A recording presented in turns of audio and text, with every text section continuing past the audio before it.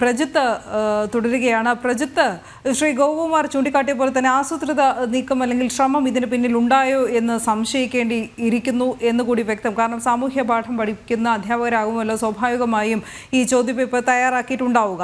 അങ്ങനെയെങ്കിൽ ഈ നിലവിലെ കാര്യങ്ങളൊന്നും അറിയാതെ ഇങ്ങനെ കണ്ണും പൂട്ടി ഇത്തരത്തിലൊരു വികലമായ ഭൂപടം അത് ചോദ്യമായി കുട്ടികൾക്ക് മുമ്പിൽ, ഭാവി തലമുറയ്ക്ക് മുമ്പിൽ അവതരിപ്പിക്കുന്നു എന്നത് നിഷ്കളങ്കമായി എടുക്കാനാകില്ലല്ലോ.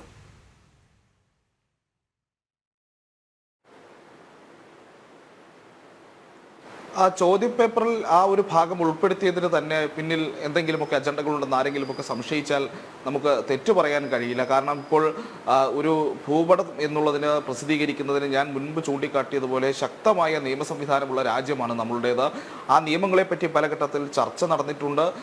ഭാരതത്തിൻ്റെ ടെറിട്ടോറിയൽ ഇൻറ്റഗ്രിറ്റി കാത്തുസൂക്ഷിക്കുക എന്ന രീതിയിൽ 1961 കൊണ്ടുവന്ന ക്രിമിനൽ നിയമ ഭേദഗതിയിലെ സെക്ഷൻ 2 സബ്സെക്ഷൻ 2 ഈ കൃത്യമായി ഈ ഭൂപടം എങ്ങനെയായിരിക്കണം പ്രസിദ്ധീകരിക്കണം പബ്ലിക്കേഷനുകൾ എന്നുള്ളതും അതോടൊപ്പം തന്നെ എങ്ങനെയാണ് പൊതുവിടങ്ങളിലും ഈ പറയുന്ന രീതിയിൽ പുസ്തകങ്ങളിലും ഒക്കെ ഭൂപടങ്ങളുടെ രീതി ഉണ്ടാകുക എന്നുള്ളതും കൃത്യമായി അല്ലെങ്കിൽ നിർദ്ദേശിക്കപ്പെട്ടിട്ടുണ്ട്.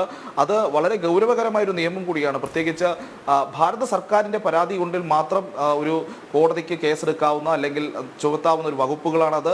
സാധാരണ പൗരന്മാർക്ക് ആ നിയമം ഉപയോഗിച്ച് പരാതി കൊടുക്കാൻ പോലും കഴിയില്ല എന്നുള്ള ഒരു ക്ലോസ് പോലെയുള്ള നിയമം അത്ര ഗൗരവമായി കേന്ദ്ര സർക്കാർ കാണുന്ന, ഭാരത സർക്കാർ കാണുന്ന ഒരു വ്യവസ്ഥ പോലും നമ്മുടെ ഭൂപട പ്രസിദ്ധീകരണങ്ങളുമായി ബന്ധപ്പെട്ടിട്ടുണ്ട്.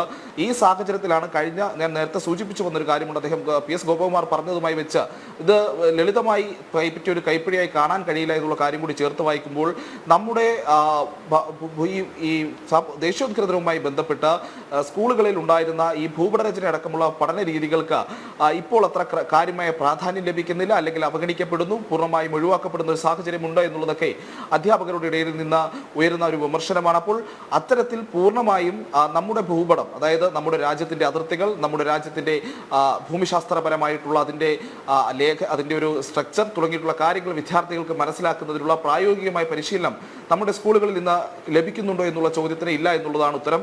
അത്തരമൊരു സാഹചര്യത്തിൽ കൂടിയാണ് ഈ കുട്ടികളിലേക്ക് വികലമാക്കപ്പെടുന്ന അല്ലെങ്കിൽ വെട്ടിമുറിച്ചത് എന്ന് തന്നെ പറയാവുന്ന രീതിയിലുള്ള ഒരു ഭൂപടം ഈ പറയുന്ന രീതിയിൽ ഒരു പരീക്ഷാ പേപ്പറിലായി അവരുടെ മുന്നിലേക്ക് എത്തുന്നത്. അപ്പോൾ അവരുടെ മുന്നിലേക്ക് എത്തുന്ന മറ്റൊരു കാര്യം കൂടിയുണ്ട്. നമ്മുടെ ഭൂപടത്തിനെ ഈ രീതിയിൽ പ്രസിദ്ധീകരിച്ചാലോ ഈ രീതിയിൽ വിലയിരുത്തിയാലോ വലിയ പ്രശ്നമില്ല എന്നുള്ളൊരു ബോധം സ്വാഭാവികമായും വിദ്യാർത്ഥികളിലേക്ക് എത്തും. അവർക്ക് ഇത്തരത്തിലുള്ള നമ്മുടെ ഭൂപടം ഏത് രീതിയിലാണ് അല്ലെങ്കിൽ അത് ഏത് രീതിയിലാണ് അവതരിപ്പിക്കപ്പെടേണ്ടത് തുടങ്ങിയിട്ടുള്ള കാര്യങ്ങളിൽ കൃത്യമായ ഇൻസ്ട്രക്ഷൻസ് അല്ലെങ്കിൽ വിദ്യാഭ്യാസം ലഭിക്കാത്തൊരു സാഹചര്യത്തിൽ അപ്പോൾ ഇത് തുടർച്ചയായി വരുന്ന ചില ശ്രമങ്ങളുടെ ഭാഗമാണ് എന്നുള്ളതാണ് കഴിഞ്ഞ ദിവസവും ഇന്നുമൊക്കെ ഈ അധ്യാപക പരിഷത്ത് പോലെയുള്ള സംഘടനകൾ, ദേശീയ ബോധമുള്ള ആളുകളൊക്കെ ഉയർത്തുന്ന വിമർശനം.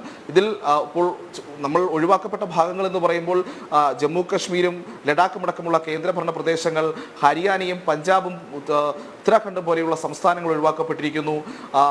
നോർത്ത് ഈസ്റ്റിൻ്റെ ഒരു ഭാഗം തന്നെ കൃത്യമായി മറക്കിച്ചു വെക്കപ്പെട്ടിരിക്കുന്നു. അങ്ങനെ അതിൽ ഒരുപാട് രാഷ്ട്രീയ പ്രാധാന്യം കൂടിയുണ്ട്. പ്രത്യേകിച്ച് അരുണാചൽ പ്രദേശുമായി അന്താരാഷ്ട്ര തലത്തിലുള്ള ചില തർക്കങ്ങൾ, പ്രശ്നങ്ങൾ, വിഷയങ്ങളൊക്കെ നിലനിൽക്കുന്നുണ്ട്. അപ്പോൾ ആ ഒരു സാഹചര്യത്തിൽ കൂടിയാണ് അത്തരം പ്രദേശങ്ങളെ പൂർണ്ണമായും മറച്ചു വെച്ചിരിക്കുന്ന രീതിയിലൊരു ഭൂപടം നമ്മുടെ സ്കൂളുകളിലെ കുട്ടികളിലേക്ക് പരീക്ഷാ ചോദ്യപേപ്പറുകളിലേക്ക് എത്തുന്നത് എന്നുള്ളതാണ്. ശക്തമായ നിയമ സംവിധാനമുള്ള, നിരവധി വട്ടങ്ങളിൽ ചർച്ചകൾ നടന്നിട്ടുള്ള, വലിയ വാർത്താ പ്രാധാന്യമൊക്കെ നേടിയിട്ടുള്ള ഒരുപാട് വിഷയങ്ങളുണ്ട്. രാജ്യത്തിൻ്റെ ഭൂപടം അന്താരാഷ്ട്ര തലത്തിൽ പല ഏജൻസികളും ഒക്കെ വികലമായി പ്രസിദ്ധീകരിക്കുന്നതുമായി ബന്ധപ്പെട്ട് വലിയ വിമർശനങ്ങൾ ഭാരത സർക്കാർ ഉയർത്തിയിട്ടുണ്ട്. അതുമായി ബന്ധപ്പെട്ട് പ്രതിഷേധങ്ങൾ അറിയിച്ചിട്ടുണ്ട്, വിവിധ രാജ്യങ്ങളെ പ്രതിഷേധങ്ങൾ അറിയിച്ചിട്ടുണ്ട്. അങ്ങനെ ഒട്ടനവധി വലിയ രാഷ്ട്രീയ പ്രാധാന്യമുള്ള ചർച്ചകൾ നടന്നിട്ടുള്ള, അന്താരാഷ്ട്ര തലത്തിൽ തന്നെ ചർച്ചകൾ നടന്നിട്ടുള്ള ഒരു വിഷയമാണ് ഭാരതത്തിൻ്റെ ഭൂപടം വികലമായി അവതരിപ്പിക്കുന്നതിനെതിരെ കേന്ദ്രത്തിനും ഭാരത സർക്കാരിനുള്ള ശക്തമായ നിലപാട്.